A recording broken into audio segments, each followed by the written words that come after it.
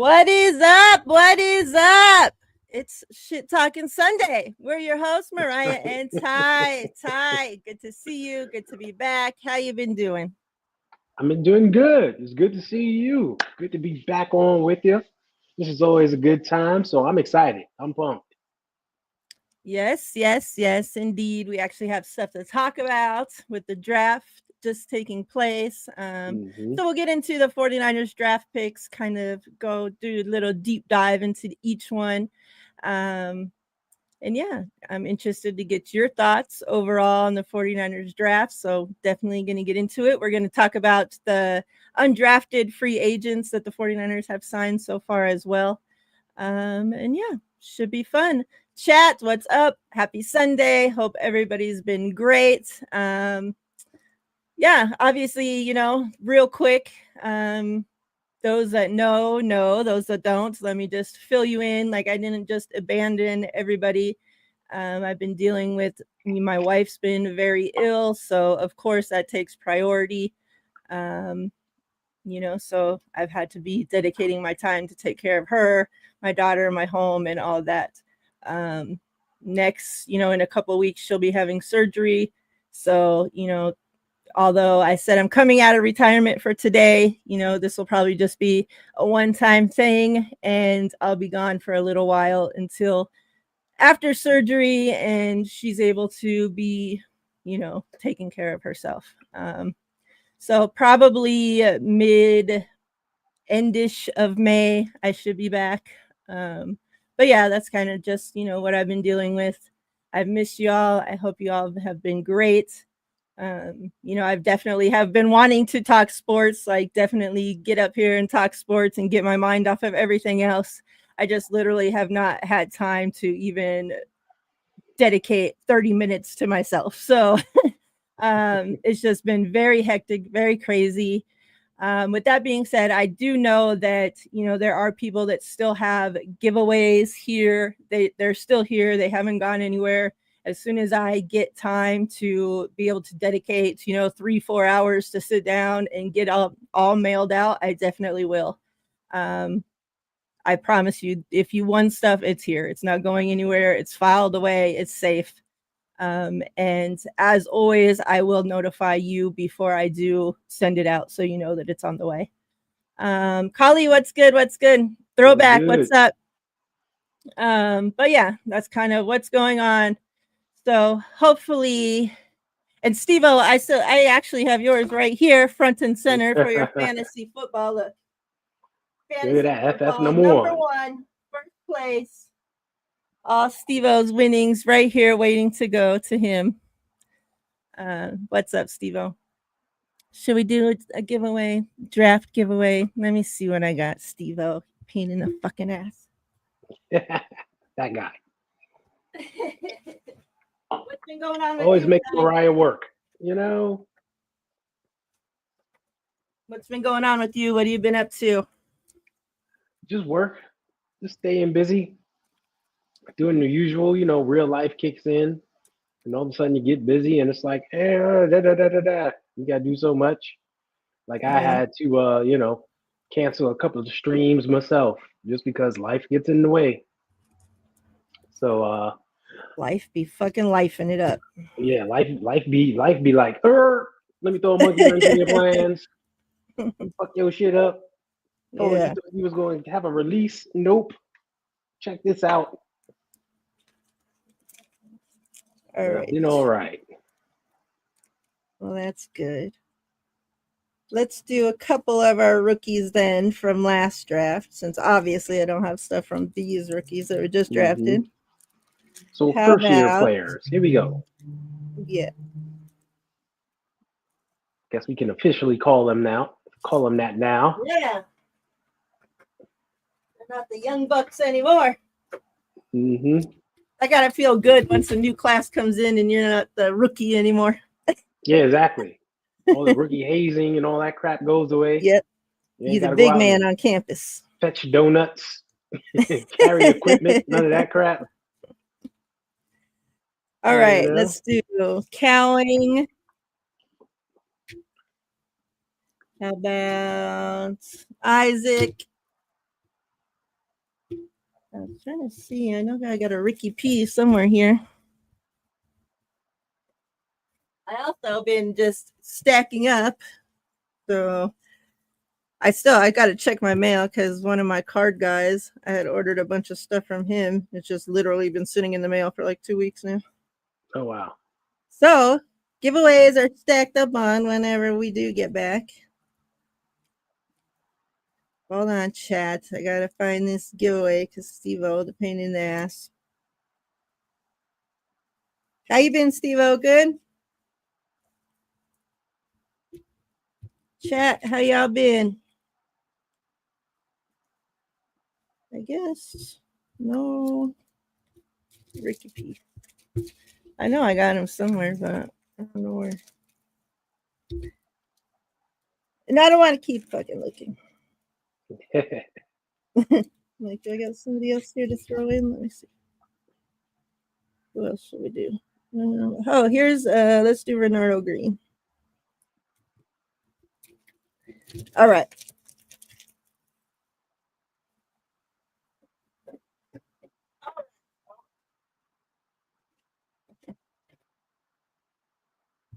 So do what's up, Daniel Barry? Good to see What you. up?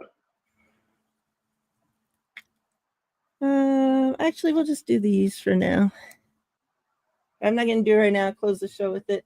So we'll do the numbered shiny Jacob Cowling. 167 at a 399. Right. And then we'll do the patch Garendo. All right, Steve-O. So we'll get into that. Let me share this page. Let's get into these draft picks. Let's do it now. I was doing, those that know, I was doing a live draft show with Nothing But Niners. Mm-hmm. And after each draft pick, we did a poll. So we had the chat, answering the poll if they loved. There was only the choice, love or hate it on the draft picks. So you either liked it or you didn't like it. And we wrote down. So we're going to we're going to do a show this next week. I'm going to do a show with them so we can go through the grades, and that's how we're going to grade the draft from, the chat's perspective.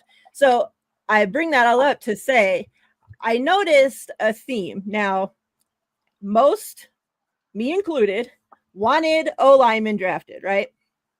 Thank you, Kyle. I appreciate it.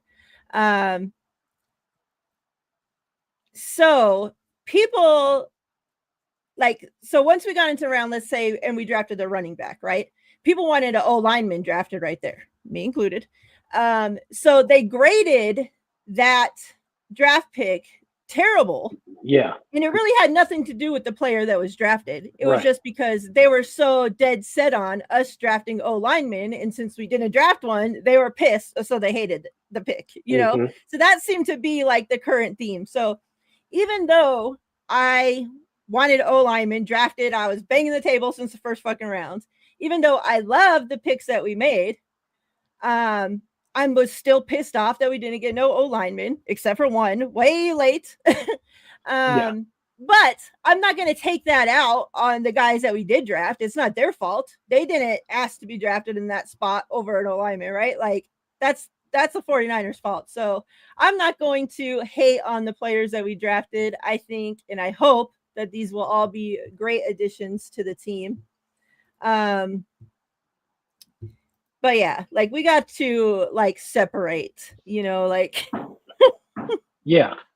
our upset frustrations with the guys that were actually picked. Actual selection from who we wanted. Right.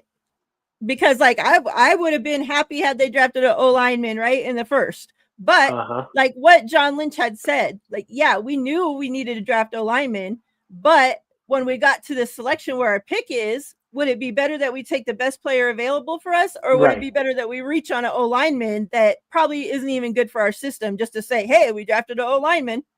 Exactly. So I'm glad that they didn't reach on people that were going to be shit, Um, but obviously we still got O-line concerns, right? Yeah, we wanted It to is what it is, upgrade though. in certain spots, but just wasn't able to. But So, one thing for sure, this D-line gonna be a dog. Let's yep. get back to fucking the D-line wrecking havoc, because last season was not it. So round one, 11th overall, the 49ers select defensive lineman Michael Williams out of Georgia. This guy, whew, like I love like everything about this guy. Like I just have loved that I've learned about him. Hmm. Like such a freaking beast. Him and this guy, Alfred Collins, like Yeah. those two together made like those two draft picks coming together like that, like made me so happy. Because that D line, especially opposite Bosa, we know that we have been trying to find somebody on that D line worth of shit opposite Bosa since we drafted Bosa. Like, Yep.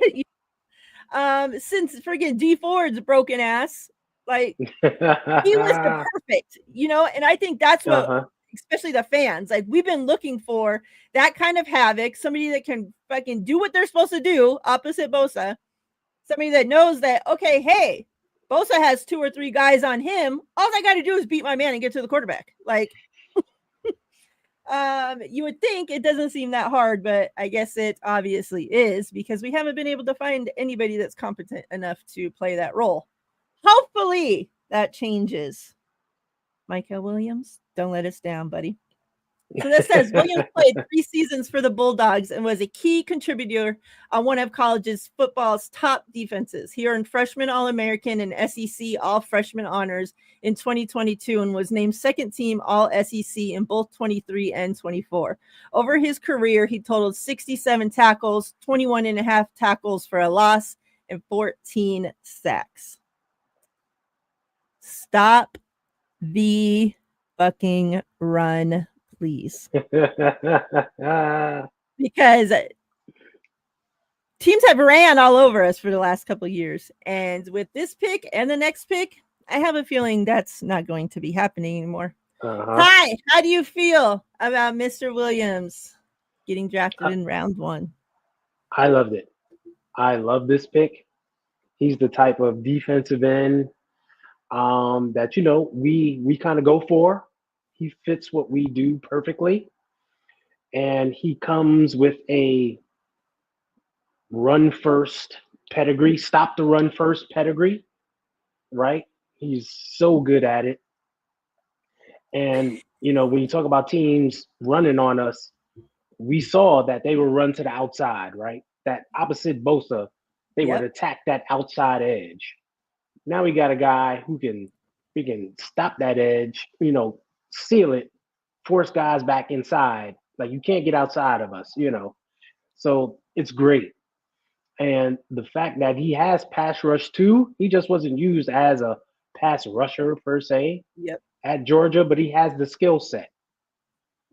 So we're talking about a real defensive end here, not a guy who's just good at the run and maybe he's good at pass rush. No, he can stay on the field for all 3 downs.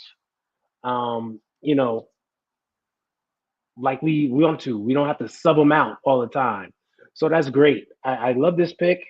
I love the upside he has. I love the toughness to find out, he basically played all of last year with a high ankle sprain. We've seen shit. If the guys on our team have a high ankle sprain and they're out 6 weeks, they're gone. The guy on our team get a pinky nail fucking exactly. They're gone. And he played through that. And yeah.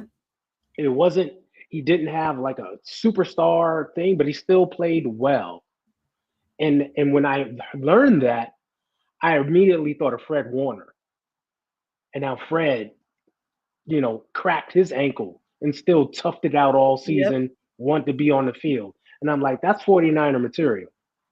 That's the kind of player we definitely need on the roster.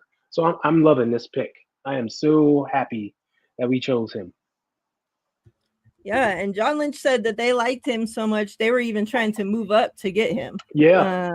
And nobody would let us move up, which ends up being great because at least we didn't have to lose picks and we still ended up getting him. Williams said after being drafted that about Bosa, I can't wait to learn from him. Really, I've got so many questions.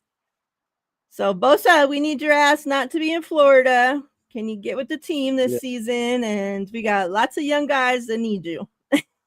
Yeah. Earn that C back on your chest, buddy.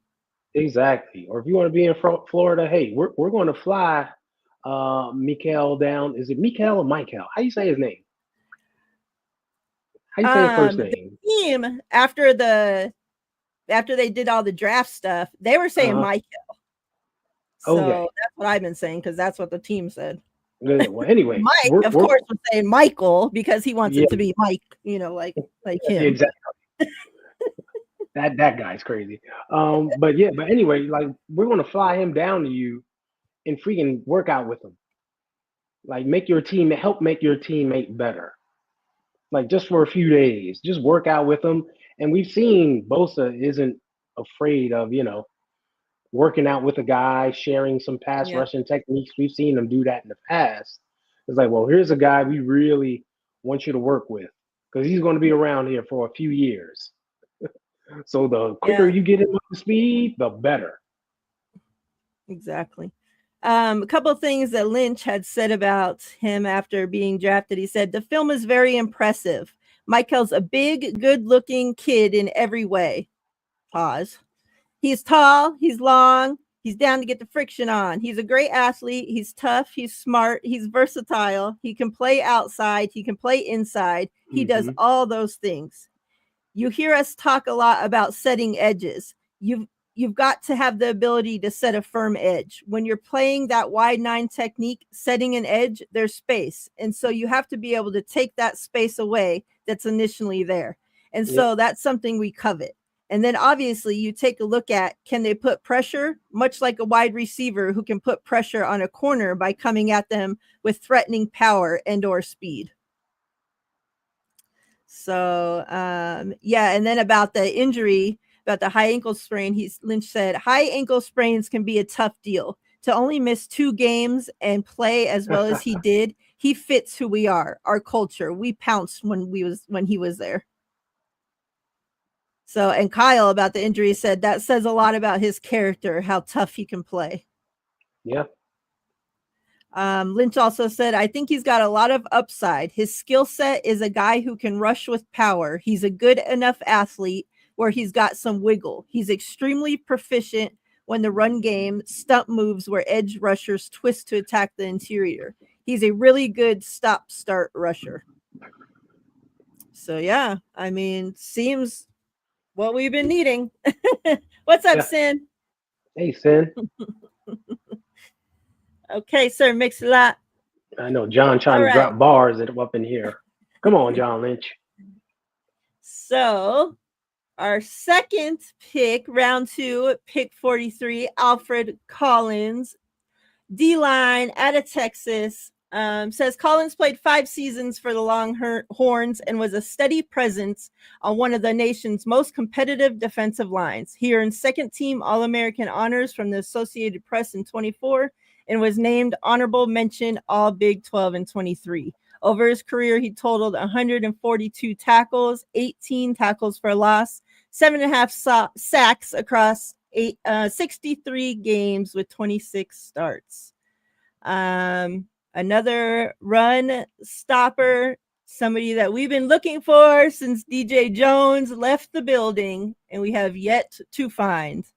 I hope and I pray, Alfred Collins, that is you. Your thoughts on Alfred Collins, Ty? All right. Once again, a position of need, right? Defensive tackle. I like it. We got a big boy in the middle, can clog things up, stop the run. He's also got some wiggle to get after the quarterback, too. 6'5", 320. Yeah. So once again, a guy who's not just good at one thing, but is a complete down lineman. Yep. Right? No need to pull him off the field if need be. He can play all 3 downs. So, hey, stopping the run here, we're stopping the run. If Robert Saleh says, "Hey, turning you loose on this one, just go get the quarterback," he can go do that.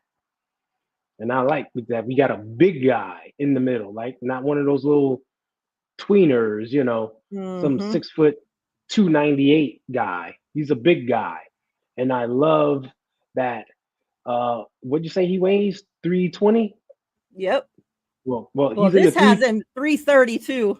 well, 332. Like, and he's when guys hit the NFL, they get their grown man weight. They put on a extra pound or two. But just think, we got a guy, a big guy. You pair him with an Evan Anderson, who's 325, 330 that we got last year. Now we just got two big stout guys in the middle. That's what you want to have. Two big stout Yeah. guys in the middle. You ain't pushing past them, and they can get pushed on their own because we've seen Evan Anderson get upfield too. So they can push that pocket and make it very uncomfortable for quarterbacks. So I'm super excited about this one, just what it means to the team overall. And like, if you put a big Alfred Collins next to Nick Bosa, it's like, all right, go ahead and double team Nick Bosa and leave this big Mm-hmm. dude one on one. Like, what Yeah. you gonna do? It creates a pick your poison kind of thing on the defensive line, which we hadn't had in a while. So that's what makes this pick very exciting. Yeah, and I think it was him that said, right, the run will be stopped. Mm-hmm. I'm like, yes. Oh yeah. Thank you. Oh yeah. A couple things that they had to say about him says he's a guy that throughout the process we just really zeroed in on him as a player and what he could provide at a spot that we needed some help, and a huge human being, football player. This guy is 6'5", 332 and an 85-inch wingspan, 35-inch arms. He's got a real skill set. We like the fact that in the pass game he can win quickly, and we think he can develop some skills in that pass rush. He's really adept at batting balls down. He's got I think he affects the quarterback in a big way, but can be a real presence in the run game. The length that he and Michael have, that's something we've been coveting for a while. And to have that now, but I think they're both guys that move fairly well. So that's exciting for us. So yeah. Shit. I ain't worried about the sack production. If the whole thing, like, I'm always pissed at our D linemen because I swear Brock Purdy's football always gets fucking batted down so much. And it's like, how come our D linemen are never batting down fucking balls? Like, if you can't get to the quarterback, you get your fucking hands up. You interrupt the passing lane. But our guys just are like, oh, we can't get to the quarterback. Okay, half-ass fucking effort. Like, we don't know what to do. So to have a guy that, yeah, may not get, all these fancy high-ass sack numbers, but you're doing your job to stop the run. And when you're not stopping the run, you're interfering with the quarterback, regardless how. I don't give a shit. Just don't let that ball get thrown. Like, I don't need the sack numbers. If you get fucking 5 batted balls down in, 10 weeks, that's good enough for me. Shit, like knock down some passes, Yeah. Get pressure on the quarterback, just make it uncomfortable for him. All that stuff counts. It's not all about your sacks. Big ass body. Get those arms up. Exactly. If you keep that big body around the quarterback in some way, he'll get uncomfortable. And next thing you know, that makes the game so much easier. Yeah. Like, imagine when we're playing like Arizona. Mm-hmm. Yeah. How's that little shrimp gonna see? Like, yeah. He ain't gonna see anything. Like, just get your hands up. You batting the ball. Yeah. Yeah. First thing I thought of was Geno Smith and how he gets happy feet. Like, if we play the Raiders, if that ever comes about, a quarterback like him, he's gonna be fucked. He's gonna be fucked. Yes, Collie. I can't. Like, this whole those 3 picks together, adding in CJ West into the mix, like, what's that, McNiner? Let's see what we missed here. Anything? I yelled this during the game. My cat got mad. That's too funny. Yes, I hope Jimmy Butler comes back. I'm so glad that Steph was able to carry and freaking get that dub last night without him. Steph was Hopefully, Steph. the next game we Steph got him. was Steph. He was like, Batman. nah, bro. He was like, not in my house. And Watch Butler this. seems, this is what I love is that, like, we've had other guys that come in and they don't seem to give Steph the respect that like he deserves. Yeah. They come in like, well, I'm a star too, so Right. you know, whatever. I'm the man. Like, you have this big ass star coming in and is actually like every press conference shows respect to Steph. He ain't playing and he's tweeting out or putting it on IG or whatever the hell stuff about Steph, you know, like that's like a true freaking teammate and like greatness, recognizing greatness, you know, like I love that. Like I love like him being brought into the mix. It's been so good. Yeah. I loved it. And it was one of their first games when he, after the trade, with like Steph hit a big shot and Jimmy Butler, you saw Jimmy Butler yelling, that's a bad motherfucker. Jimmy's like, on the side celebrating more than freaking the fans. Like, I was like, he gets it. Yeah. Yeah, I love it. All right. Our next pick. Nick Martin, linebacker, Oklahoma State, round 3, 75. So it says Martin emerged as a standout defender for the Cowboys during his time at OSU. In 23, he earned first team All Big 12 honors after leading the team with 140 total tackles, the most by an Oklahoma State player in nearly 4 decades. Damn. That season, he also tallied 16 tackles for a loss, 6 sacks, 2 interceptions, and a forced fumble across 14 starts. Despite a knee injury that limited him to 5 games in 24, Martin still managed 47 tackles and 7.5 tackles for loss in his final season. First of all, Nick Martin coming out to say that he watches a shit ton of Fred Warner film, that the only jersey that he owns is Fred Warner. And then you get drafted to play alongside Fred Warner. Like, what? I can't even imagine how happy this freaking guy was. Like, like you could like wish for a better situation to go into, right? Storybook stuff. Yeah. Yeah. And like this kid, like it said, he played through an injury last season, but this kid is a freaking beast. Like, I didn't know much about him, you know, when we drafted him, but since reading up and watching his tape, like, I really like this kid a lot. And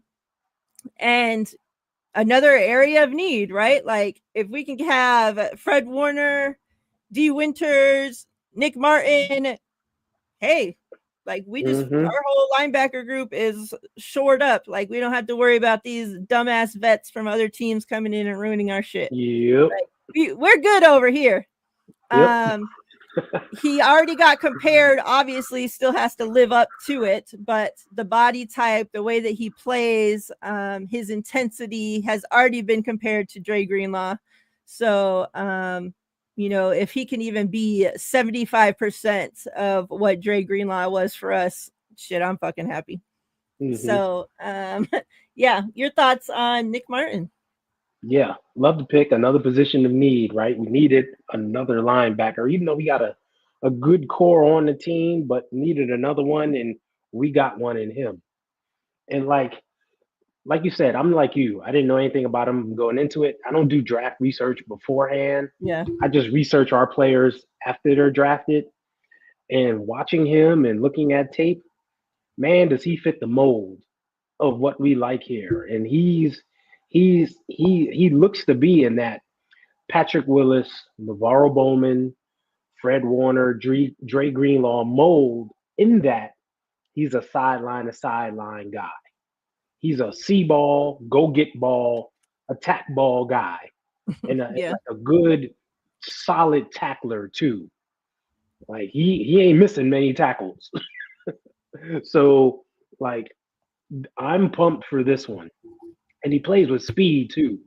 He plays really fast. Yes. Like he gets to the ball in a hurry, which I love. There's no hesitation. He's quick to go. So I'm just waiting for them to just let him loose and let him attack things.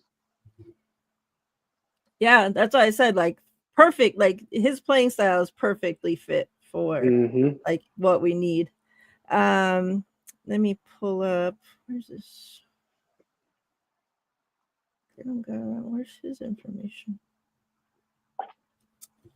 Let me see what this says. This brings up something. Okay, this has a little something. So it says he's 6'1", 234 pounds. Posted an impressive profile, clocking a 4.53 second 40-yard dash with a 1.54 10-yard split, 38-inch vert. So he's freaking athletic too. Yeah. Big hitter. Let me get your thoughts real quick on what did you like or you dislike or you don't really give a shit about Jed York tweeting before each draft pick? Man, Jed York dry snitching treat at the picks was funny to me. I thought it was funny because I was like, this dude is sitting in the room just bored because he's not really in the process, right? They always just tell him stuff. Hey, we're gonna pick this dude here. So he's just in there, just happy to be there, bored. Like, oh well, let me get on Twitter. Like, was he drinking? Like, we know Kyle likes to drink before an event. I think Jed was in there just having a little something, just tweeting all day. Like, I was like, this dude. And it's like, what's funny about it? Like, who's going to tell him no? Exactly. He's the owner. Yeah. Like, who is going to say, hey, Jed, don't do that? Nobody. So he was just having his little fun. I thought it was like kind of cool just for him to try to engage with the fans a little bit. Yeah. So I was fine with it. Yeah, like we looked forward. Before every single pick, we were refreshing, looking for Jed's posts. Like, so we had so much fun with it. Like, okay, and then we'd like, okay, so who's it? Like, what's the clue? And trying to figure it out. Like before, like we made a whole game into it. The chat was into it, and then I log into Twitter and see that people are like fucking complaining about it. And it's just like, you motherfuckers, the 40 whiners. Yeah, they were out in force. Complain about everything. Like, yeah. Oh my freaking God! Like, I just don't know how people live like so miserably. Like that. Yeah. Like, why is he tweeting? Yada yada yada. Like, who fucking cares? Yeah. Like he does this during the draft and then he goes away. Like the rest of the season, I know. You're not going to see him at all. So who gives a shit? I just couldn't believe it. Yeah, and I like the one where he was like, did somebody mention offense or O-line or something like that? And he was like, oops, Robert Saleh just walked back in. Yeah. Like, it was fun. Exactly. Yeah, we had fun with it too. Let's start having you guys, whoever wants to, we'll play a little game for these giveaways. So whoever wants to enter Rook, like rookie into the chat, and I'll put your name on the list. So that way we can end the show with like a little race or something to win. So get in there. Let me know if you want to enter the giveaway. Put rook, something into the chat. Let me know. All right. Under the helmet, number 1 in there.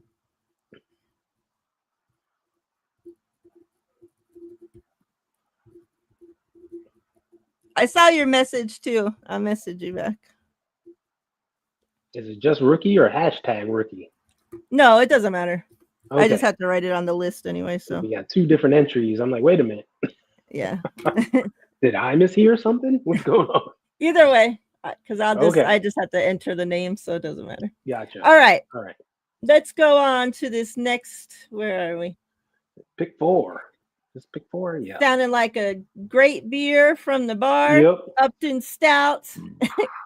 Cornerback from Western Kentucky, drafted round 3, pick 100. Says Stout was a playmaking defensive back throughout his college career, earning first-team All-Conference USA honors in 24 after recording 52 tackles, 7.5 tackles for a loss, a sack, and an interception across 12 starts. He previously tied for the team lead with 4 interceptions in 2022, returning 1 for a touchdown and added another pick 6 in 23. Across 5 seasons, including time at North Texas, Stout tallied 166 total sacks, 6 interceptions, 21 pass breakups, and 1 forced fumble. Slot corner. He's a 5'9", so short, but only about an inch or so shorter than K'Waun Williams was. So I heard a lot of people bitching and complaining that he's too fucking short and he's gonna be ass and yada yada yada yada. But let's not act like he's so much shorter than the guys that we've had in that position previously, who have excelled. Now, did we necessarily need this position right here? I don't know. But, I mean, we have Deommodore Lenoir who can play both, right? So, like, you could have done something. However, I'm great with this because what does this do? This gives Deommodore Lenoir one job. Play on the outside. You don't have to worry about switching back and forth, preparing for this, and having to play this, and yada yada. You can just focus on doing your job, playing the outside. Don't have to worry about shit else. Yep. So if Upton can come in and actually, win out and make this job his, I think that this will be great. That you have Renardo, Deommodore on the outsides, 2 great outside corners. And the whole problem is that we haven't had a slot corner that's worth a shit. Yeah.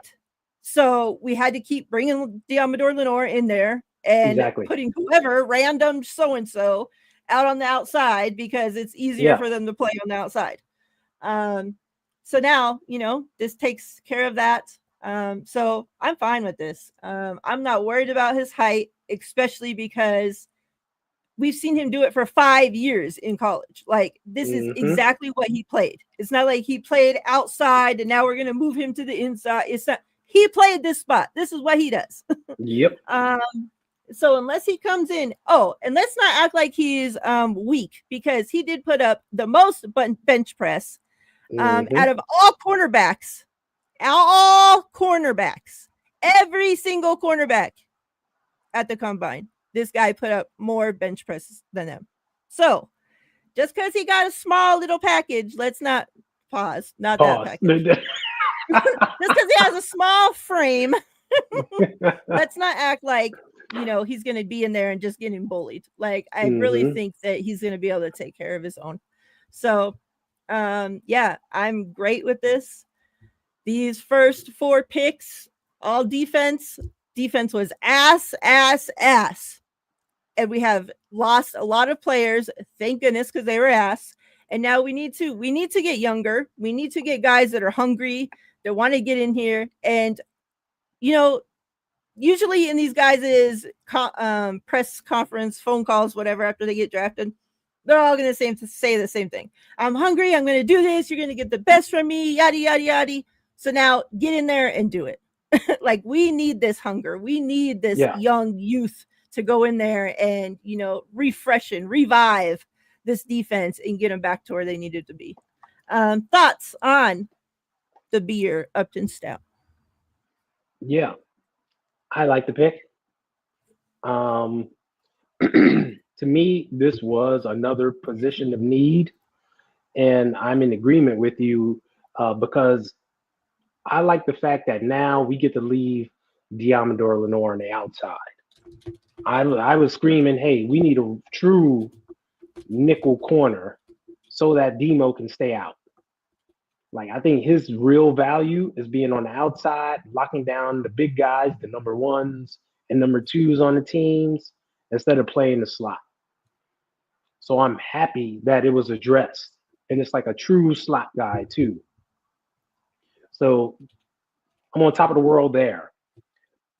In researching Upton, he got that dog in him. Like, watching him play and just learning about him immediately reminded me of how Deommodore Lenoir came in. Just kind of unknown, but he got that dog in him. And if you're a dog, a defensive back who got that dog in him, that ain't afraid to cover, ain't afraid to hit, this dude, for being small, he's not afraid to get in there and help enforce the run, which is something you need as a corner, a nickel corner. perfect. He's perfect. Yep. So and like I said, he can cover. He got some speed. Like he can track the ball in the air. He can get PBUs. So I'm liking that. And Kylie says he reminds him of K'Wan Williams. He reminds me of Jason Verrett. He's got that Verrett in him. Same small stature, right? Speed, can cover, got that dog in him. He's Verrett like to me. Yeah. So if he's able to hold up, and he's a guy that people get stuck on size, but he plays bigger than that, and that's what stands out to me. He plays bigger than this 5'8", 5'9" frame, whatever it was. And guys that play bigger than what they are usually do well in the NFL. A Yep. la the Jason Verretts of the world. They remember Steve Smith Sr., who was only 5'8", 5'9" himself, but had that dog in him, and you couldn't guard him because he had that dog in him. Certain things translate. So I'm real happy about this. And I'm hoping like he shows out and gets on the field and we actually use him. Because I don't want Lenoir switching inside and outside no more. Yeah. Yeah. Agree. And Lenore already approved. He shared highlights of him and put twin over it. So I'm sure, whatever the learning curve from college to the NFL, Lenore is going to be right there helping him. Yeah. He already said that he watched a lot of Lenore's game, obviously, being one of the best to do it. So, I think that'll put those two together and let them work. What's up, Bebop-aroni? What's up? Enter rookie into the chat to get entered into the giveaway. We're going to do a race at the end of the show. We got a numbered Jacob Cowing up for grabs, and we have a patch Isaac Garendo. Mm-hmm. So enter rookie in the chat, and I'll get your name put on the list. All right. And it's their rookie card, so they have their original rookie number jerseys on. That's right. The next big man drafted, CJ West, D-line from Indiana, round 4, pick 113. So we got Bosa. We drafted Michael Williams for this end, right? So we got our bookends there. Then the 49ers went and drafted big old Alfred Collins to stick there in the middle. Then you come around and you get to CJ West. Stick his big ass right there in the middle, too. And guess what? We got a D-line, ladies and gentlemen. How about that? It says West played 5 collegiate seasons, beginning at Kent State before transferring to Indiana for his final year, which was so smart of him because that raised his stock crazy. Over his career, he appeared in 52 games with 46 starts, recording 152 tackles, 27 tackles for loss, 9 sacks, 2 forced fumbles, and 2 passes defended. He earned 13 All-MAC honors in 23 and was named honorable mention All-Big 10 in 24 after posting 42 tackles, 7.5 tackles for a loss, and 2 sacks.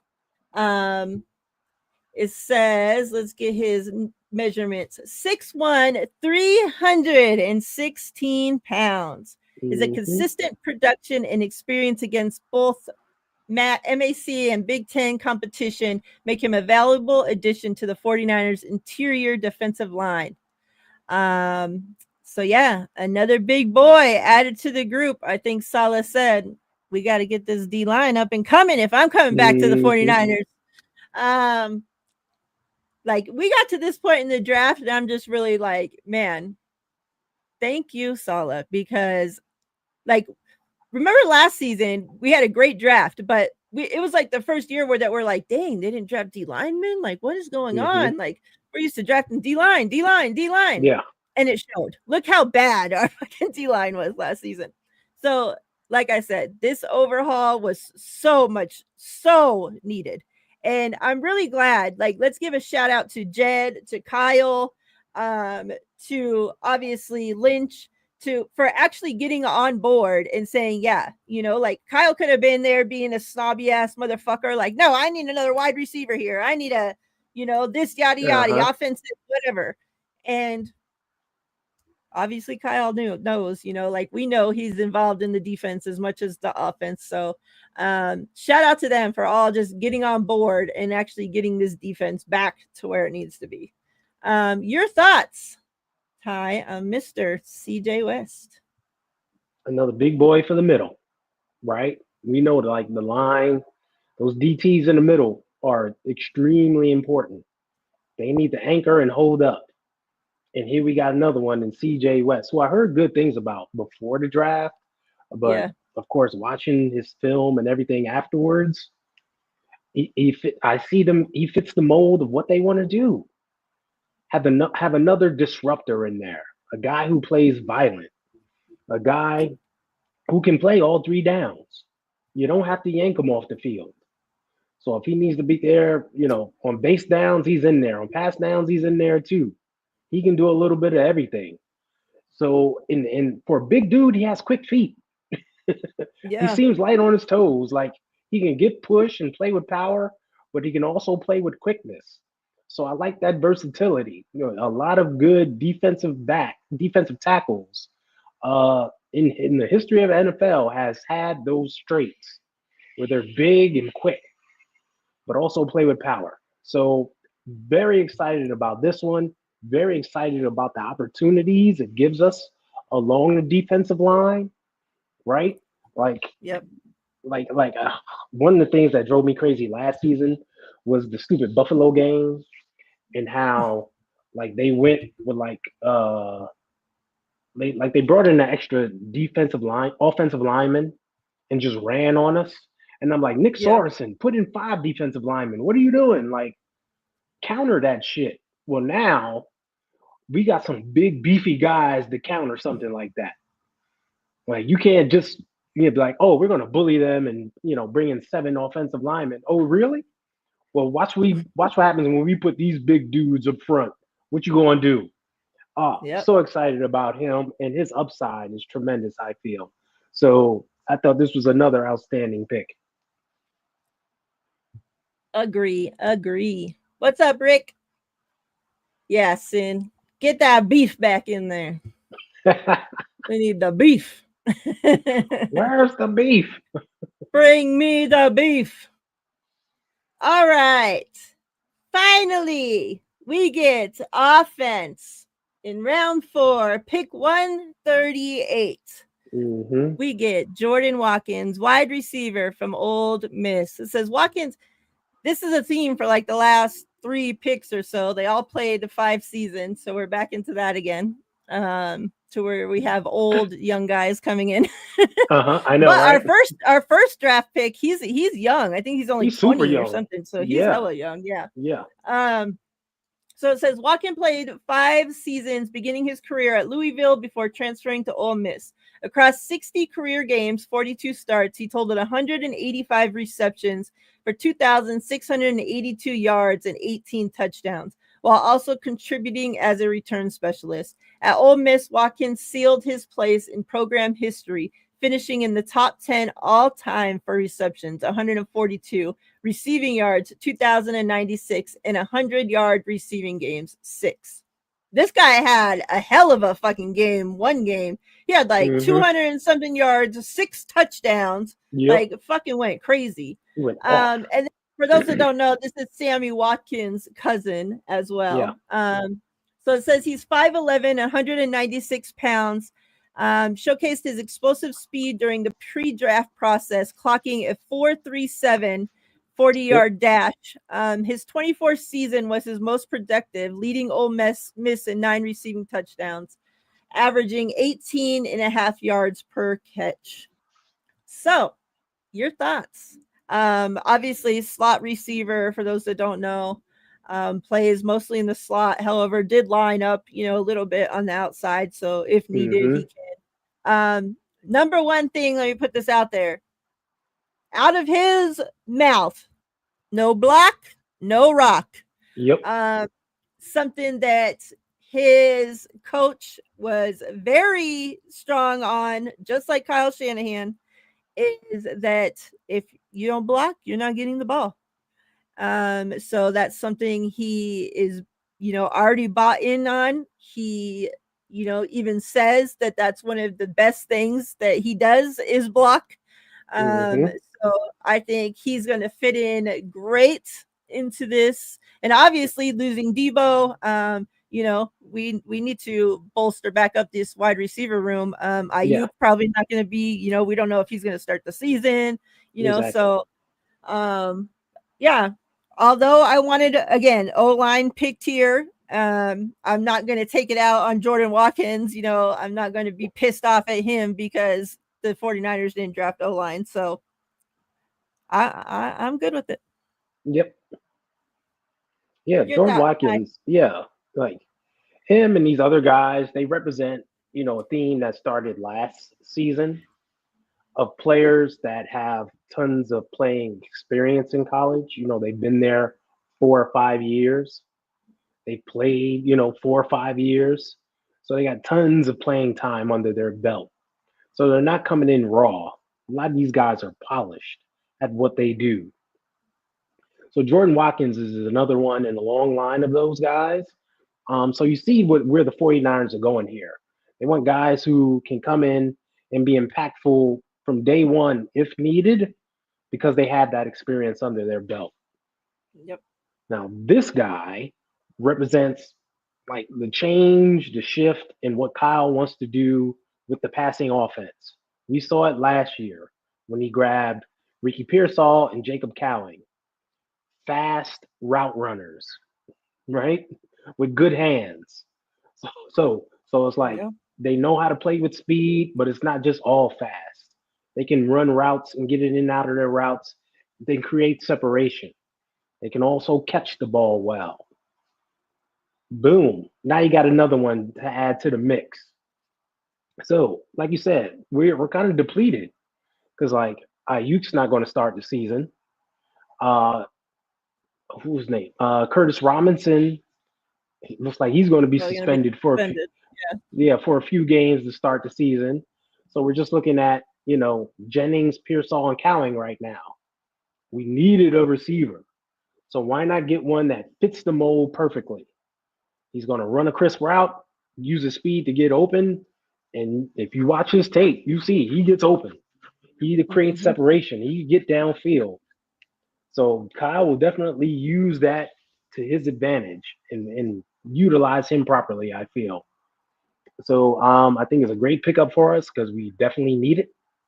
And you can see him like growing with Pearsall and Cowing in the future. And maybe our, guys down the line too. So like the pick. Yep. I agree. Mm-hmm. Race it up over here. All right. Next. Where are we? All right, here we are. Jordan Watkins. Jordan Jordan James. James. I love that mouthpiece, by the way. Mm-hmm. Running back out of Oregon, round 5, pick 147. Now we knew a running back pick was coming. We just didn't know when it was coming. Kyle said, here we are, not round 3, but round 5. The 5'10", 208-pound running back capped off his collegiate career with a standout 2024 season, earning second-team All-Big Ten honors after leading the team with 1,267 rushing yards and 15 touchdowns. James also showcased his explosiveness with a 4.55 40-yard dash at the scouting combine. It also says... James appeared in 38 games over 3 seasons with the Ducks, rushing for 22,215 yards and 31 touchdowns. This guy knows how to find the end zone. Let's just get that out there. Well, averaging 4.74 yards per carry. Shit, I'll take that any day of the week. He also contributed in the passing game, recording 42 receptions for 347 yards and a touchdown.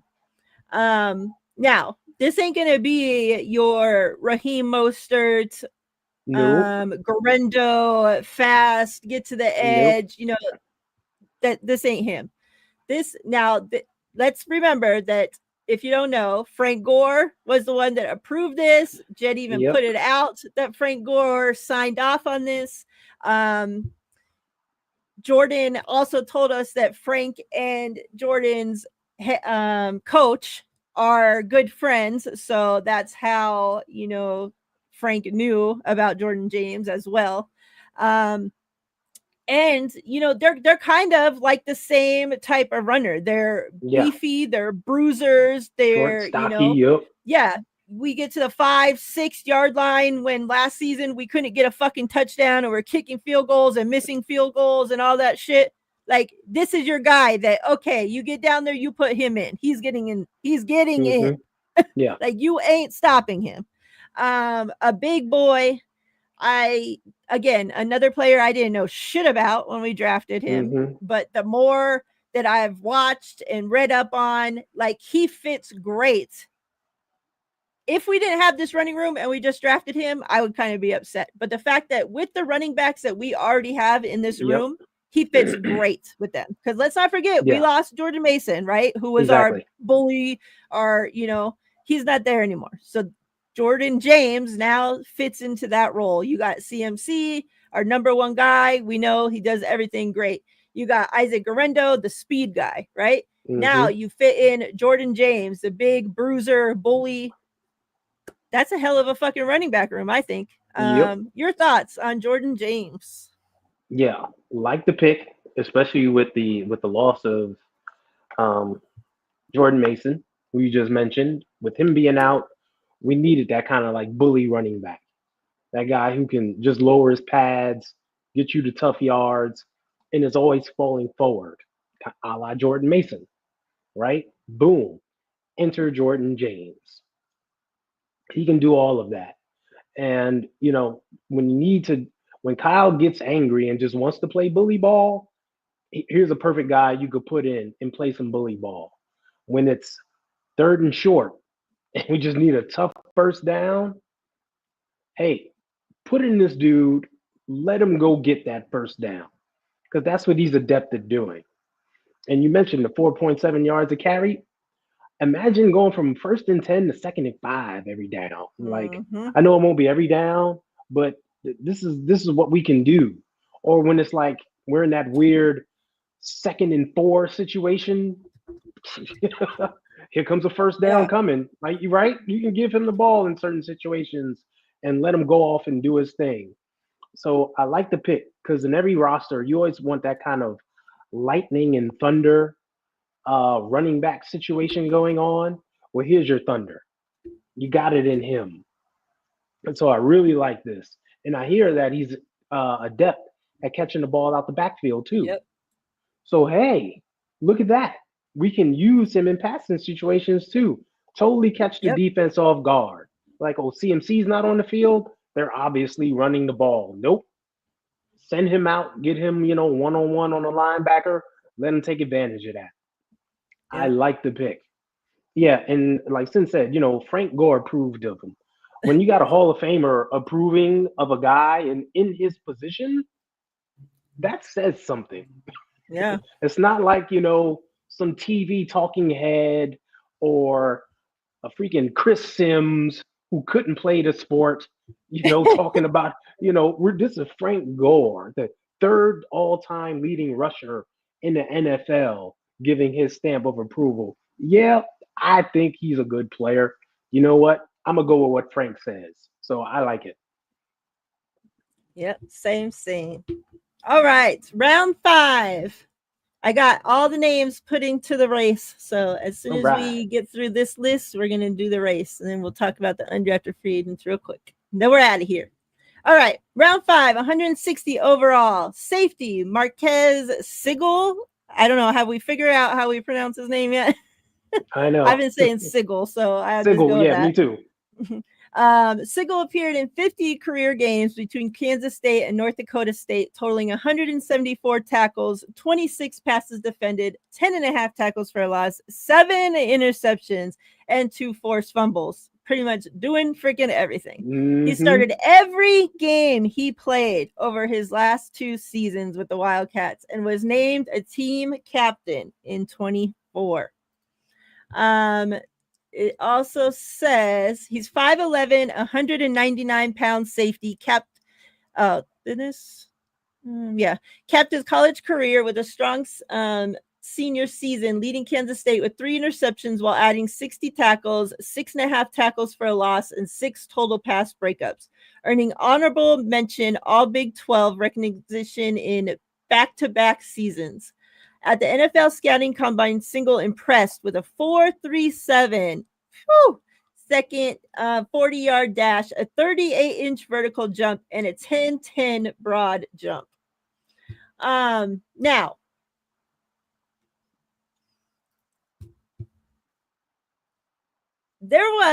I saw a bunch of questions being made after we made this pick. Like, we have safeties, like yada, yada, yada, yada. Okay. So shortly after the draft, which I was already happy with it because he plays completely different than the safeties that we have. Yes. Which we need. Like, what the hell? We can't have them all playing the same, the same position. So, the same way. So I'm still, again, let me reiterate this every single show. I'm still not out on Jair Brown because, again, our entire defense was ass last season. So why Jair Brown is the only one that gets all the hate for Singled it, out. I'm not sure why. He had a great rookie season. He had a shitty sophomore season, along with the entire fucking defense, coach, and all. Shit. So I'm not out on the guy. I'm hoping that, he bounces back. We got a new coach. We got Saleh back. I'm hoping we get, him back. Then obviously we know we got the wrecking ball. But the news comes out yesterday that he tore his ACL in the last game of the season. And we're just finding out about it. Now, reports were that, he should be back mid-season-ish. Yeah. His mom then shares that and was like, oh, this is strange because I just seen him running and jumping last week. Then she tweets and says pretty much like, I know this is terrible, right? But we're trying the best to be back for week 1. If not, training camp. So 2 very big differences, the middle of the season and by the beginning of the season. So yeah. What can we do? Wait and see. Yeah.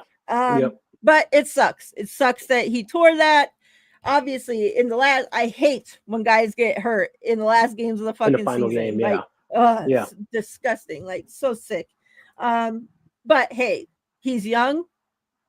We know, like, he's injured, had an injured something similar to this before and came back from it hella fast. So I believe his mom. Shit, why wouldn't I? Like, she's there and sees what's going on. Seen him every day. Yeah. So I'm hoping that he's ready to go. But if not, now we have safeties to fill in the gap there. So either way, regardless of, the injury to Mustafa, I'm good with the pick either way. So again, I wanted O-line, but this isn't Sigel's fault. So hopefully he comes out and is a stud for us. He's a heavy hitter. I love the way this kid plays. Your thoughts on Sigel time? I like this pick. It's been a position of need since forever. Since forever. A true free safety. A guy who you can stick in the back end and has range. A guy who's a ball hawk.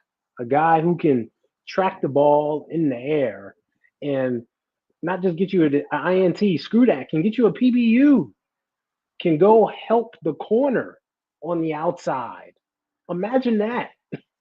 A guy being an actual safety that last line of defense. And like I said, he can play center field and do that true sideline to sideline, Yep. center field free safety. So I'm liking that. I'm liking that big time.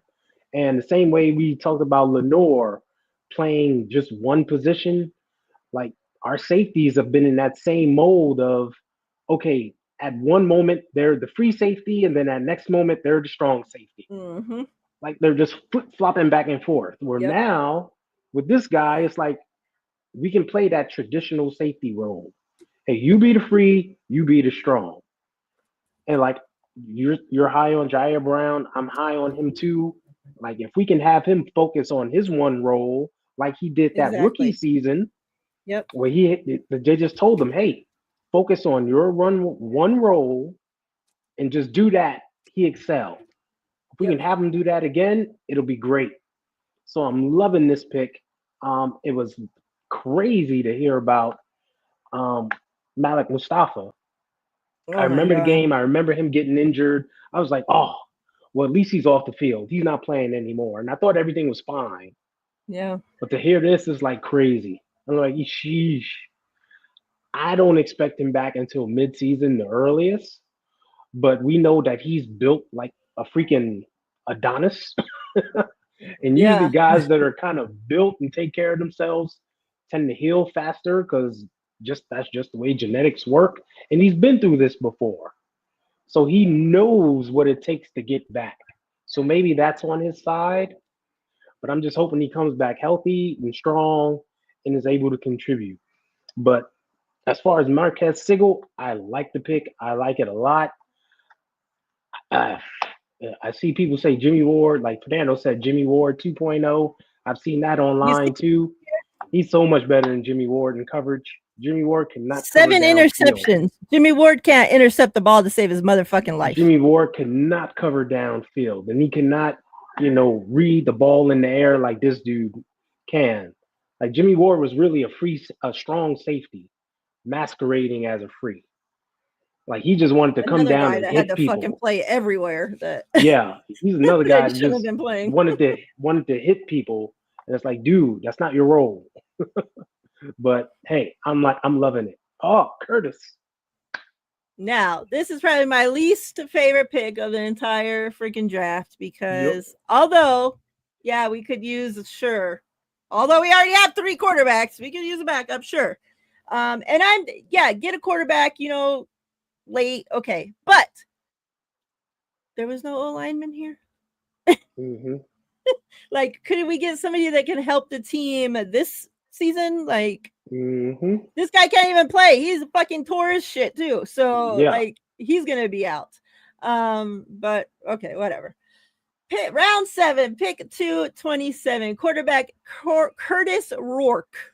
Rourke appeared in 48 career games with 46 starts across his time at Ohio and Indiana, totaling 10,692 passing yards, 79 passing touchdowns, 13 rushing touchdowns. He set Indiana's single-season passing touchdown record in 24, throwing for 29 scores while completing 69.4% of his passes, the 8th best mark in FBS. It also says he's 6'5", 231 pounds, was a 2-time second-team all-conference selection, earning honors in both the Mid-American Conference and Big Ten. Rourke was named the MAC Offensive Player of the Year in 22 after posting 3,256 passing yards. That's a lot of touchdowns. 25 touchdowns and only 4 interceptions. That's a good thing. Don't turn the ball over. He finished his college career with 11,486 total yards of offense and 92 total touchdowns. Again, my least favorite pick. I just don't think it was needed right then. Like, are we thinking this guy is going to come in and do what? Like, maybe if we hadn't just picked up Mac Jones and, like, we still got that young kid on the team, too. Like, what about him? Mordecai. Yeah, like, he just gets ass. Like, I don't know. I just think this was a very strange pick at this time. Like, you couldn't have got somebody that was, like, undrafted, like a undrafted free agent. Like, I'm sure this guy probably would have fucking went undrafted, you know? Like, Yeah. I don't know. Like, if he was the best available on your board at the time, I guess, but it just seems like you could have got somebody that could have helped the team. Yeah. At some point. Sometime. Yeah. So I looked at it like this. This was a head scratcher for me too. Because I'm like, why? Why, Sway? Why? Why the hell are we picking this dude? Then I had to sit back and think about it and let it soak in and realize, this dude, he's Kyle Shanahan's type.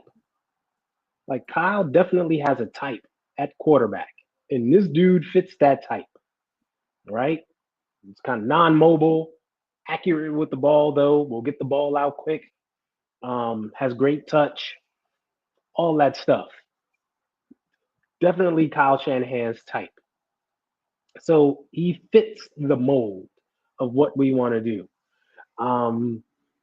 He's cheap. He'll be inexpensive. And you know Right. what?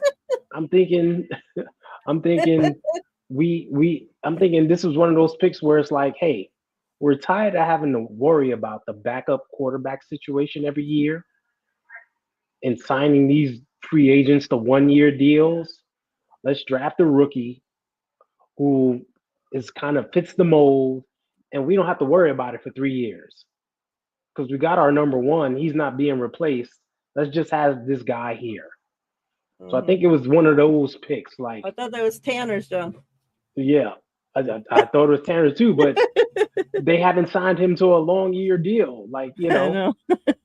like, at least with this dude, we know he's here for 3 years. We ain't got to worry about him. He's just in there, collecting trash or whatever. We Unless know he doesn't he's make there. the roster. Right, exactly. And that's the thing. He may not even make the roster, but it's definitely this was definitely the head scratcher pick of the weekend. Like, her. Yeah, very strange. Yeah. All right. Our next 7th round pick. Finally, we make it to almost fucking like 240, 249, chat. 248 picks went by before the 49ers said, hey, we should maybe protect that quarterback we're about to spend all this fucking money on. So, George Kittle, very happy about this pick. Yep. Colby appeared in 51 career games with 50 starts for the Hawkeyes, showcasing versatility across the offensive line. We know the 49ers love that. With starts at right guard, left guard, and right tackle. They already said that he is a guard and he will not be playing tackle. So in 2024, he earned first team all Big Ten honors after starting all 13 games at right guard and helping Iowa rush for over 200 yards in 8 games, the program's highest mark since 2015. So we obviously know he's a good blocker when it comes to the run. Yep.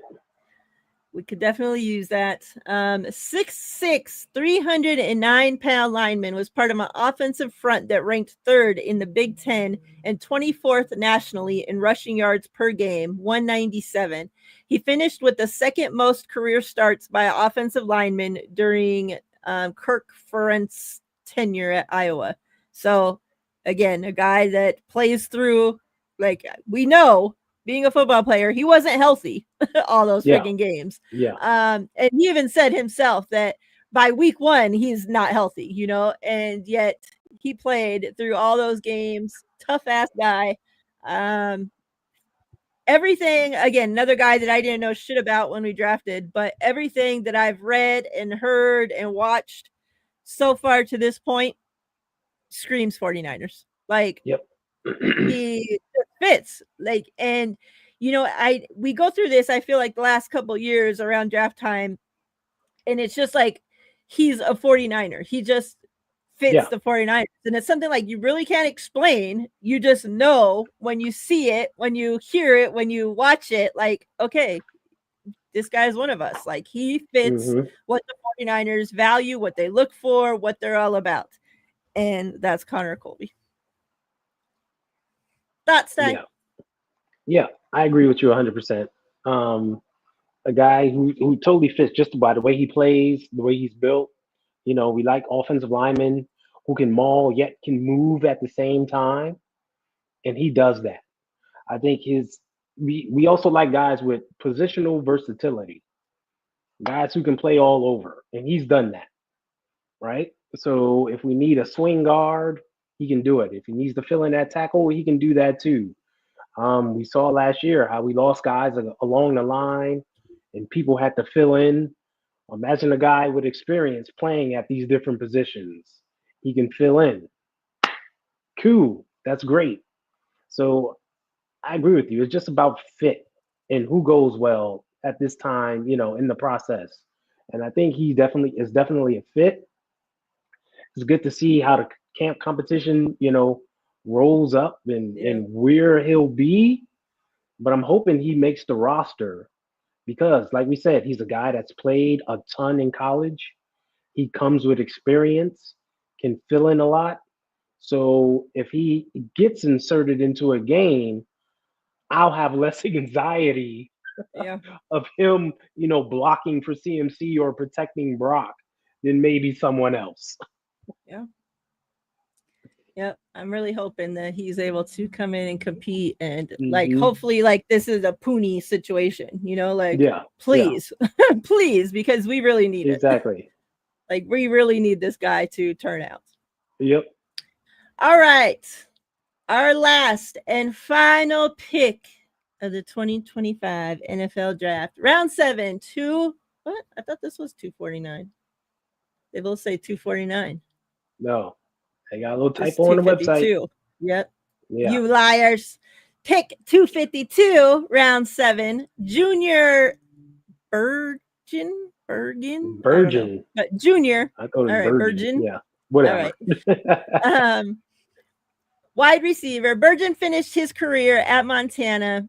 Now, at first, let me just start this off. When they drafted another wide receiver, I was losing my shit, okay? Because I'm like, another one?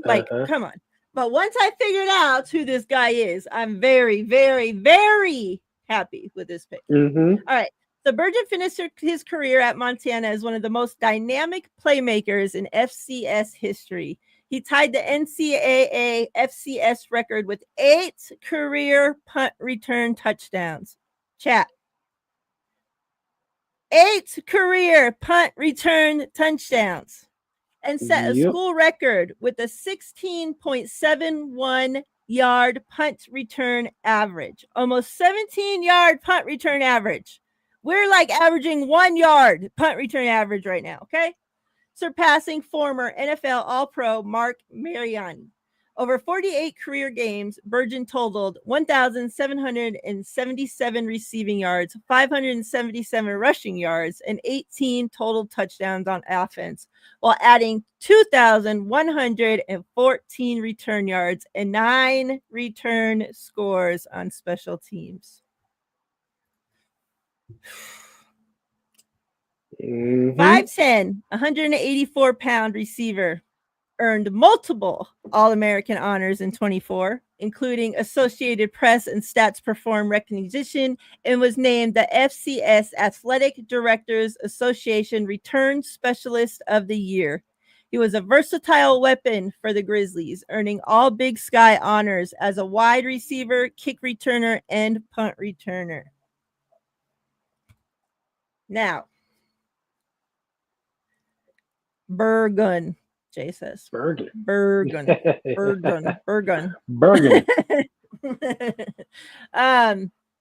What's up, Jay? I put you into the giveaway. We're about to do it in a minute. We need this so freaking bad. Year after year after year after year, I spend so much time bitching and complaining that we have no fucking return game. Why every other team can return kicks and punts it's fucking nothing. And yet the 49ers just there, fair catching. I can fucking do that. You're getting paid millions of fucking dollars to fair catch. Fuck out of here. I'm sick of this shit. So finally, And Kyle said that our new special teams coach has been talking about this guy since Kyle met him. That he's been talking about this guy.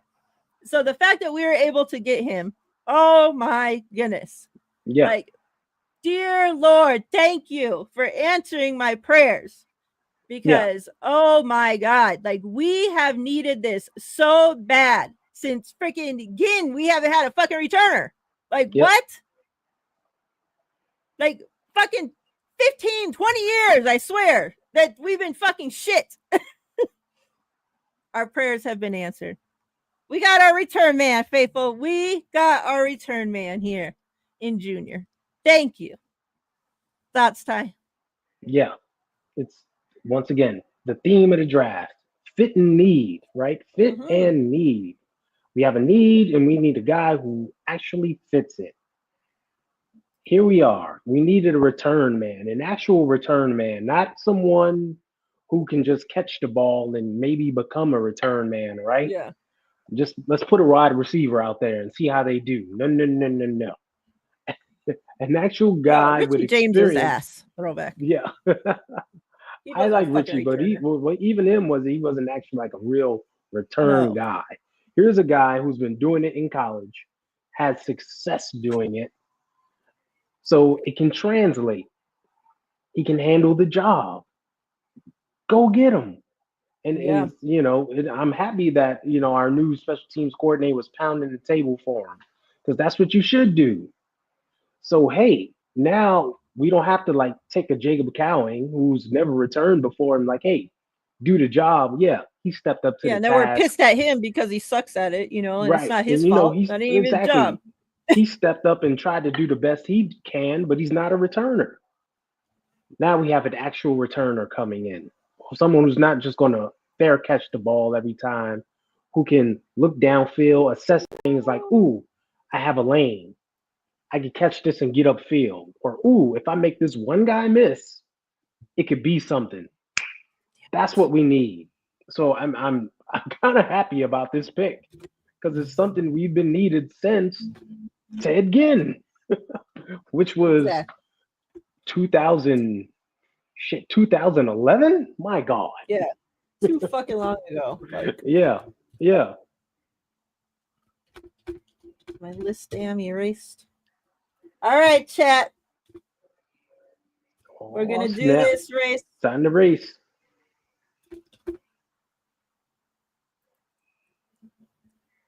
There's only 6 of you allowed, so good thing only 6 of you joined. All right.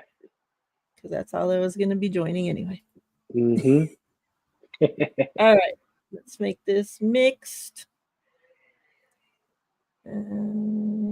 Set. Go. All right. Look at you guys. Looking so cute. Everybody can see. Yes. All right. Here we go. Get this shit out of here. Ready? Again. So let's do first place. Whoever wins the race, first place will get Jacob Cowing. Second place, we'll do the Garendo. All right? Because we ain't doing no 2 damn races. First place. Second. Good luck. This means we got to actually pay attention to who comes in second place, because it ain't going to tell us. So you guys, I'll be my witnesses. Here we go. Good luck, y'all. Where's the damn start? Here we go. Look at everybody in their little short shorts. Run, Forrest, run. All right. Cast with the early leaves. So somebody's going to make a rush. Oh, not Steve-O making a push. Nerdy Steve-O coming up. Nerdy Steve-O always wanting to win everything. Rob, on the way. Oh, look at Bebop. Look at Bebop making a run. Papa, what you doing back there? I know, right? Churn them legs. Fucking nap. Keep them legs moving. This ain't Keep nap them turkey time. legs moving. Uh-oh. Who's it gonna coming be? Down to the wire. Steve-O Bebop. Rob is right there. Uh-oh. Who's going to make the last second push? Oh, look at Rob. Here comes Oh, look Jay. at Papa Look J at on the Jay. outside. Jay Look at Papa said, J "Get outta turn them here." legs. So Jay and Rob came in seconds in my eyes. Yeah. Papa And J, fell he down was crying. saving the energy for the end. Yeah, he was napping back there and then said, hmm I'm ready. He's back there playing it cool, then turned on the Jets. Look at that. Yay. He's worn spandex before, ladies and gentlemen. I'm just saying. So Jay, this is what you won. Numbered Jacob Cowing. Very cool. That goes to Jay. Let me put your name here. And then, Rob, you get the Garendo patch. Congrats to you too. Congrats, everyone. Thanks to everybody that entered. That was fun. Mm-hmm. All right. We're way past time. Do you have 5 minutes? It's a good conversation. Yeah, we can keep going for a little bit. Right, let's go past this. Let's go through these undrafted guys here. I don't know too much about them. It's my first time looking at the list with y'all. So here we go. Hopefully we got some O-line. Now, this is what I was talking about. So you see the 49ers only got 6 people here. Mm-hmm. And then look at some of these teams. Look, the Giants have all these, and this is signings. Only one minicamp invite. Like, Patriots, like, how come they have so many? Look, Vikings. Like, how can you fit all of them on your fucking... Look, the Chargers. Yeah. You just signed every fucking undrafted free agent that there was. Like, is that a final, Fernando? Does that score final? I know the roster goes up to like 90, right? Yeah, but like how do you have that many fucking spots open? It seem like they're going over. Yeah. Crazy. Damn. All right. So the 49ers. Now it's funny because when we drafted the running back, right? Mike from the NY Mike, he says, well, you know, even though we're drafting one, you know, be prepared that we're going to get an undrafted free agent that's going to do better than him. Well, here's your guy, ladies and gentlemen. Running back, Corey Kiner from Cincinnati. Mm-hmm. Now we know the 49ers, look how they do with their undrafted running backs. So we'll definitely be on a lookout to see what Corey is all about. Then we got wide receiver Isaiah Nayer out of Nebraska. And I've seen a lot of people posting clips about him already, and they seem very high on him. Now, the only thing is that now the wide receiver room is getting pretty full there. So in order for this guy to make the squad, he's going to have to be very good. You know, maybe, practice squad, you know, like I can see. But it's definitely going to be a tough battle for him. Yeah. Then we got guard Drew Moss out of Colorado State. After I read these, I'm going to click on them and see what info it gives us. We got D-line Sebastian Valdez out of Washington. So another D-line, which even though we drafted a few, we still need depth because like our D-line room was literally freaking empty. Like Bosa was just standing in an empty room by himself there. We got linebacker Stone Blanton out of Mississippi State, and then cornerback Jacob Robinson out of BYU. So let's go through, see if these people want to tell us anything. All this tells us is running back Corey Kiner is signing, so this tells us absolutely fucking nothing. Yeah. All right. So let me just look up. Have to do some digging a little bit on these guys. And I'll tell you guys what attributes they have, what they may Corey bring to the Kiner. table. All right. 23 years old. Let's see what they have to say about him. So his 2024 season stats, he had 204 carries for 1,153 yards, 4 touchdowns, 5.7 average yards per carry. Don't really want to tell us too much about him. So he was productive, which you hope. Yeah. Yeah. Find out what kind of back he Not is. too Is many he? touchdowns. Yeah. Let's see what his He got yards, size but and like, shit is. was he the number one back out there in Cincinnati? Is he more of a speedster or So all he's around? 5'9", 209 pounds, Mm-hmm. 30 and a half inches arms. He had a 4.57 40-yard dash, a 1.59 10-yard split, 19 reps on the bench.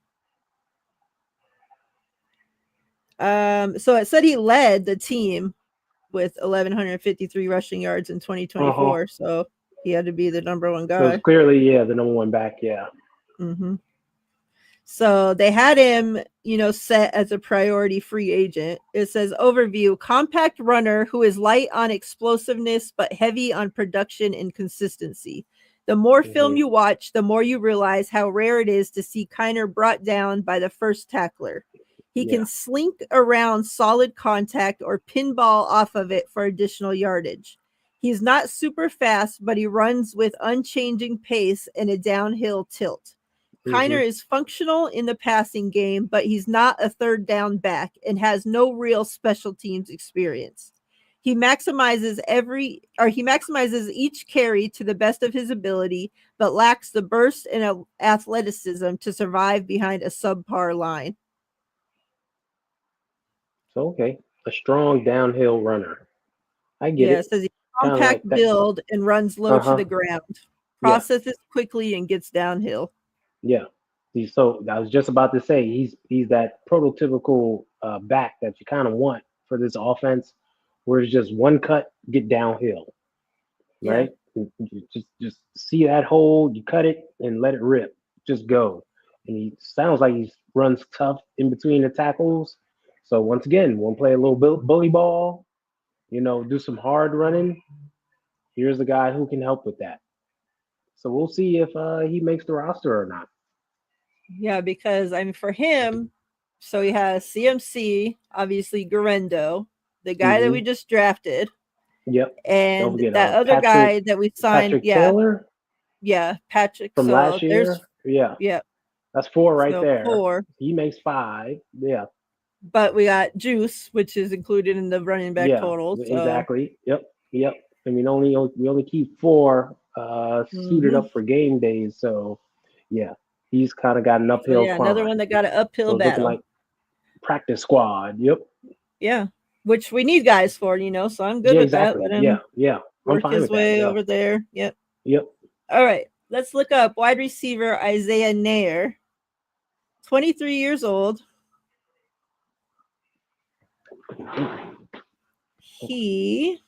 All right, 6'4", 218 pounds. He got a 4.4 40-yard dash. So pretty quick. Yep. A 1.51 10-yard split. 38-inch vert. He led the team with 5 receiving touchdowns, so I guess the team wasn't that great. All right, so this says draft projection was round 6 to 7.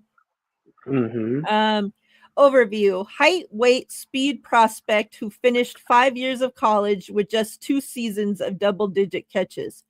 Neyor is a long strider with the ability to separate in his stems and turns. His nearly 7-foot wingspan is on display with catch radius grabs, but he lacks the toughness and hand strength to finish when contested. His blend of size, speed, and separation potential is valuable, but his skill level still needs to be developed, which could make him a practice squad candidate, which we just said. Strengths: great size with an outlandish wingspan. So wingspan that's like similar to Brandon Ayuk's, right? Able to pluck throws from way outside his frame. Agility and stride length are keys to his separation. Has access to build up gear to run down the deep ball. Weaknesses: doesn't always play to his size advantage. Inconsistent gauging speed as a deep ball tracker. Needs to fight earlier and harder for his catch space, and hurries his routes, creating early rounded breaks. Oh, So so he's a project. yeah, That's basically what all that amounts to. Guy with great Yeah. physical traits. I mean, we finally drafted a big, tall receiver with some speed. I'm liking that. And he has some tools, but he's a project. He needs work. So maybe they can work with him a little bit and maybe stash him on the practice squad, Yeah. develop him, and see what comes of it. Whew. Yeah. Jeez. Yeah, I'm not expecting like any of the, especially a wide receiver that we're getting our number one wide receiver as an undrafted guy that, Yeah. he's going to come And in, especially to our team and beat out all these guys. Now, other teams that don't have strong, rosters currently, then yeah, these guys have a better chance. But yeah. But like I said, we need guys still for the practice squad. So Exactly. like Yeah. you're in there, you're working, you're still with the team, you're learning all Exactly. that. So And it's good for our defensive backs to go against a bigger receiver because they're out there, so they need that competition. During camp and even during weeks of practice. So if he doesn't get plucked from the practice squad, I'm happy he's there. From that aspect, and like I said, you never know. He may develop into something with some tutelage. But it's kind of exciting having a big, fast receiver on the team. I just wish he was more polished. yeah. All right. So I'm looking at Drew Moss. There's not too Guard. much. Let me see what I can find, y'all. So another guard. All right. 6'4", 300 pounds. They have him listed at. Hmm. And that's literally like all the fucking shit here. They had no write-ups on him, no nothing. Come on. Just because he's an O lineman, you don't want to do shit. Like I pulled up the same shit that I was just reading for the other guys that had all this stuff, and his is just empty. Player news? No, nothing. Yeah. What the hell? That's to be expected. Some of these undrafted guys, they're under the radar. There may not be much out there on them. Here, let me see what Colorado State has to say. If they say anything about him. All right, so here's a little bit. All right, so in 2024, he started all 13 games at guard, was a key piece to the MOB that ranked number 4 in the country in sacks allowed, which was 10. Helped running back Avery Morrow reach 1,000 rushing yards, the first 1,000-yard rusher since the 2017 season. He got All Mountain West second team in 2024 and All Mountain West honorable mention in 2023. Okay. I mean, that's really all it says about him. So the picture they have is quite funny. Let me see if I can show you guys. Oh my gosh. It's like that fun-loving, jolly kid in high school. Oh my gosh. So, Drew Moss. Now, even the one that has probably the least info on it might have the best chance of making the team because we need O-line. Unreal. So we'll see what he's all about come, rookie mini camp, come training camp and all that. We'll definitely have some more info on Drew Moss. Let's look up D-line Sebastian Valdez. See what we can find on him. Argentine soccer player. What? I don't think that's the same one. Did we draft a soccer player or? Yeah, this is 29-year-old Argentine soccer player, Oh my gosh. Sebastian Valdez. Now I gotta find and make sure it pulls up the right friggin' info here. All right, so 2024 season, 19 solo tackles, 2 sacks. He's 6'4", 305 pounds. Birthplace, Spring Valley, California. Another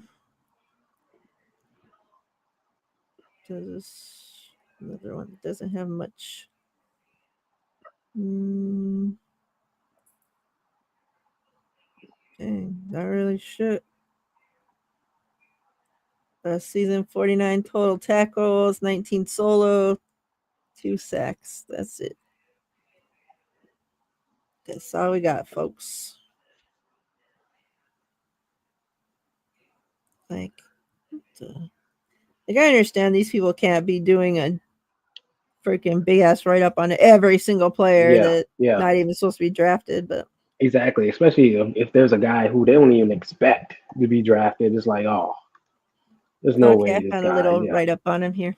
All right, so it says 3 technique with impressive power and core strength to play heavier than his measured weight.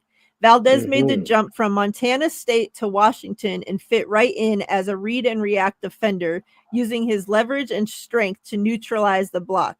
He has shorter arms, which limit his success shredding or playing around blocks in both phases. He needs to play with better first step explosiveness and play recognition at the outset, but his power at the point is worth monitoring. Strengths: possesses a powerful upper body and huge hands. Good feel for incoming block and attacks it with force. Plays with leverage and a firm anchor against double teams. Can access short area quickness to find edges as a rusher. Weaknesses: lacks twitchy explosiveness off the snap. Slow to read and respond to lateral block steps. Short arms create issues shedding and tackling. Pass rush can become too reliant on power. So that's what we got on Sebastian. Again, somebody that could, shows up and has a pulse and actually can do something. might be able to, make it on as depth because he kind of fits the mold, right? Kind of powerful guy, strong at the point of attack, can help against the run. We've seen over these past few seasons how our defensive tackles have gotten injured, so we've actually called up guys from the practice squad to fill in. Well, if you got a guy who's similar build, who fits the mold of what we do, perhaps that transition upward isn't as difficult. So I get it. So let's hope he just plays well. Yep. And let's not forget, Chris Kasarik works wonders with some of these guys. You know what? Yeah. I'm sorry to cut you off. Yeah. I was about to say that same thing. We struck gold last year with Evan Anderson, who was an undrafted free agent. Big guy who's disruptive, who can sit in the middle and clog things up. Here goes another one. So he's definitely in that mold. Yep. All right. Stone Blanton, linebacker, Mississippi State. So it says he's 6'2", 230 pounds. 2024 season, 29 solo tackles, a half a sack, 2 forced fumbles. Let me see if I can find anything on this guy. He was a junior. All right. 2-year starter at inside linebacker with very good instincts, but athletic limitations. Blanton is quick to read keys and flows to the runner with good timing. He can slip blocks or stick and move during take-ons. However, his pursuit bursts in space is below average, and he misses too many tackles. He can spot, drop, and feel receivers around him, but he's not much of a blitzer on passing downs. He has a high football IQ, but will need to prove himself prove himself on special teams to improve his chances of making a roster. Strengths: plays with good instincts and discipline. Reads keys and follows them to action. Slips blocks and punches firmly to separate and shed. Flows to the ball with good control and minds the cutback lanes. Good awareness to shade passing lanes in zone drops. Weaknesses: below average base strength to leverage his gap. Lacks burst to track down ball carriers when trailing. Becomes a block magnet as a blitzer. Misses too many tackles due to average short area agility. I don't know, Mr. Stone. You said missed tackles way too many times for me. Exactly.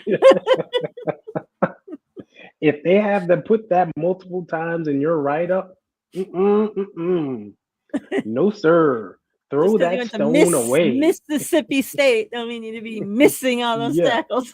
Yeah. Like, oh no. That's a red I don't know flag, if I don't even flag. think I want him on the fucking practice squad. That's what I'm saying. Like, that is red flag, red flag, red flag. I know you need bodies, but if your number one trait is missed tackles, oh man. Yeah. Nope. Especially for a linebacker. Nah. Yeah. Nope. Can't stop the run, can't track runners. Like, what? Like, what are you doing as a linebacker? Yeah. I don't know about that one. Yep. All right. The next one, Jacob Robinson, cornerback from BYU. Mr. Fred Warner's college. Let's see about this guy. So 2024 season, 28 solo tackles, 1 forced fumble, 3 interceptions, 5 passes defended, 5'11", 170. Where's this write-up? Where's my damn write-up? Come on, don't let me down. Here it is. Or no, this ain't it. I'll find something.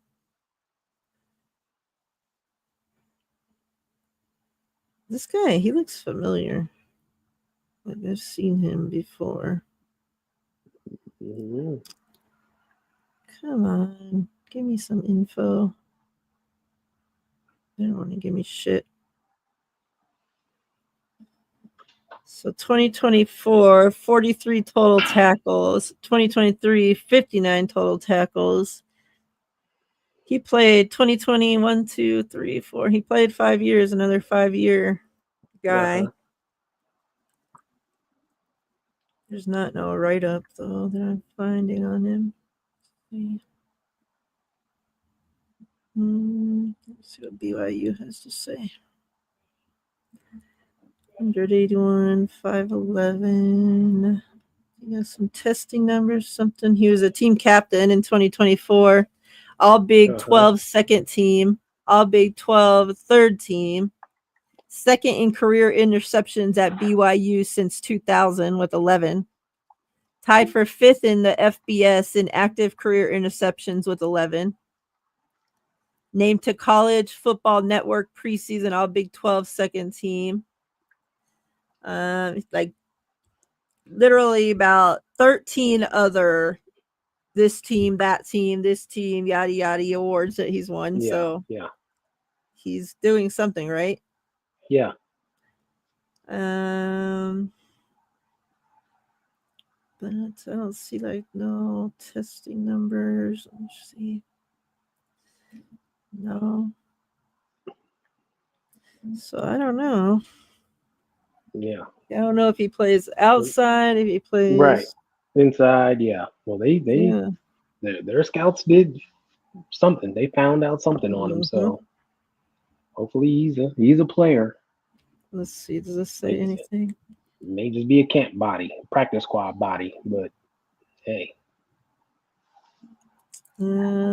So he runs 4.4 40, so he's fast. Okay, he's fast. Yep. He started 4 seasons at BYU, was a captain. He intercepted 11 passes. He's a good tackler. Plus, he can play outside and in the slot, so both. And yet, he wasn't even invited to the combine. Athletically, Robinson is similar to Diamador Lenore. Okay. That's a good comp. Yeah. If he plays like him, even better. But we'll see. So this says Robinson probably will start his career on the practice squad, but he has a real opportunity to make the 53-man roster as a rookie.